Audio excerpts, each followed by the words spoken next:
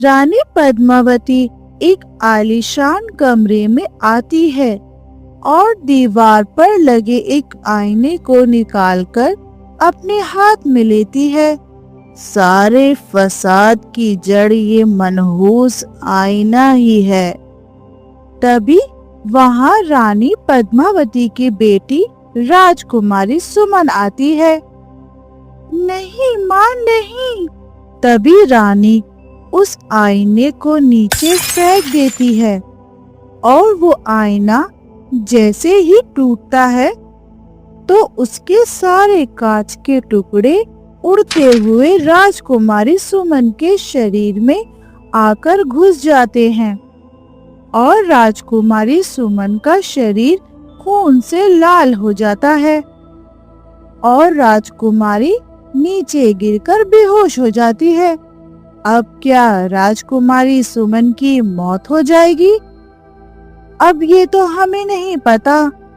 आखिर इस आईने का और राजकुमारी का क्या राज है, ये जानेंगे हम बाद में। पहले हम चलते हैं राजकुमारी सुमन के बीते हुए जीवन में कि आखिर राजकुमारी सुमन और उस आईने का क्या राज है।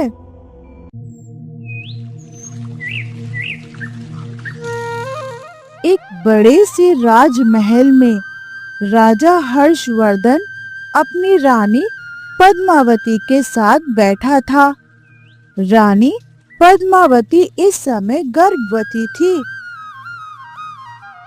रानी साहिबा, जिस दिन हमारी संतान इस संसार में आएगी ना, तो हम पूरे राज्य के निवासियों को अपने महल में दावत पर बुलाएंगे।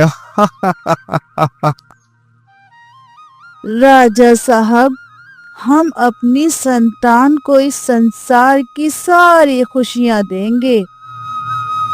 राजा हर्षवर्धन एक राज्य में अपने राजमहल में अपनी पत्नी रानी पद्मावती के साथ रहता था।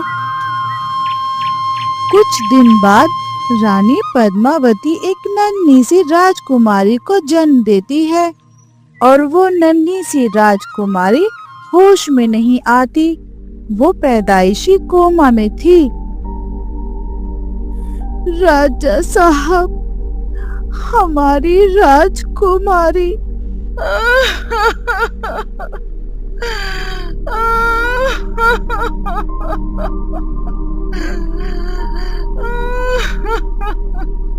रोइए मत रानी साहिबा, हम अपनी राजकुमारी को ठीक करने के लिए अपनी जी जान एक कर देंगे। तभी राजा अलग अलग वेदों को अपने राजमहल बुलाता है और उन्हें अपनी नन्ही राजकुमारी का इलाज करने के लिए कहता है, लेकिन किसी के भी पास राजकुमारी को ठीक करने का उपाय या दवा नहीं होती। एक शाम राजा के महल में एक बूढ़ा वैद आता है। हमारी बच्ची को होश में लाने के लिए हम अपनी तमाम संपत्ति को लुटाने के लिए भी तैयार हैं। बस एक बार हमारी नन्ही राजकुमारी को होश आ जाए। महाराज, आपकी राजकुमारी पैदाइशी कोमा में है, इसलिए इनका इलाज कर पाना और ये पता लगा पाना कि राजकुमारी को क्या बीमारी है, ये मुश्किल है। राजा साहब, आप तो एक ही रास्ता है। राजकुमारी को अब किसी की दुआ ही ठीक कर पाएगी। अपनी राजकुमारी को ठीक करने के लिए हम कुछ भी करने को तैयार हैं। तभी राजा हर्षवर्धन रामगढ़ के राज्य के गरीब वासियों को मुफ्त में अनाज, पैसा, धन ये सब देने लगा और उन सबको राजकुमारी के लिए प्रार्थना, दुआएं करने के लिए कहने लगा।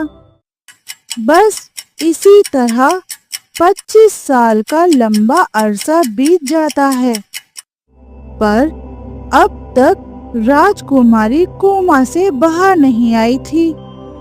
राजा और रानी हर रोज अपनी राजकुमारी के होश में आने के लिए प्रार्थनाएं करने लगे। राजकुमारी, जिसका नाम सुमन है, वो अब जवान हो चुकी थी। वो अब तक कोमा से बाहर नहीं आ पाई थी। एक शाम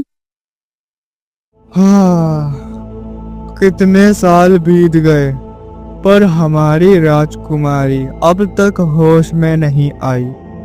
कितनी कोशिशें की हमने, पर राजकुमारी को होश आ जाए, पर हमारी हर कोशिश नाकाम साबित हुई। राजा साहब, हमें उम्मीद नहीं हारनी है। हम इस मुश्किल समय से लड़ेंगे और अपनी बच्ची को इस परेशानी से बाहर निकालेंगे। दोनों रोज अपनी बेटी राजकुमारी सुमन के पास घंटों बैठकर अपने दुख को जाहिर करते रहते। कुछ दिन बाद राजा के महल में एक भिखारी आता है। राजा साहब, आपकी राजकुमारी सालों से बीमार है और आप उन्हें होश में लाने के लिए सालों से संघर्ष कर रहे हैं ना? हाँ, पर तुम्हें ये सब कैसे पता? राजा साहब, मैं आपकी राजकुमारी को होश में ला सकता हूँ। ये सुनकर राजा और रानी दोनों दंग रह जाते हैं। सच में तुम हमारी बच्ची को होश में ला सकते हो? हाँ। अगर तुमने ऐसा कर दिखाया ना मुसाफिर, तो हम तुम्हें सोने की अशरफियों से माला माल कर देंगे। अरे, तुम्हें दुनिया भर की तमाम दौलत दे देंगे। तभी वो भिखारी अपने थैले से एक आईना निकालता है और वो आईना राजा को दे देता है। राजा साहब, ये एक जादुई आईना है। इसे राजकुमारी के चेहरे के सामने ले जाइए। जैसे ही राजकुमारी की छवि इस आईने के अंदर पड़ेगी, उसी समय राजकुमारी को होश आ जाएगा। पर याद रहे, ये आईना कभी टूटना नहीं चाहिए। तभी राजा रानी उस जादुई आईने को लेकर राजकुमारी सुमन के पास आते हैं और जैसे ही उस आईने को राजकुमारी के सामने रखते हैं, तो राजकुमारी का चेहरा उस आईने में दिखने लगता है। तभी राजकुमारी को सच में होश आ जाता है और राजकुमारी पहली बार अपनी आंखें खोलकर इस दुनिया को देखती है।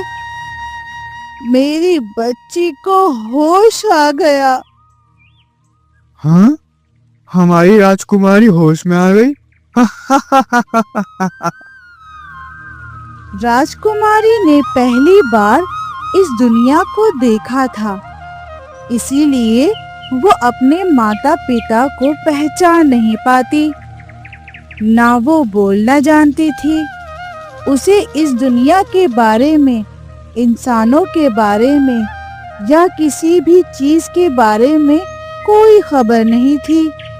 वो खामोश होकर राजा रानी और कमरे को देखने लगी।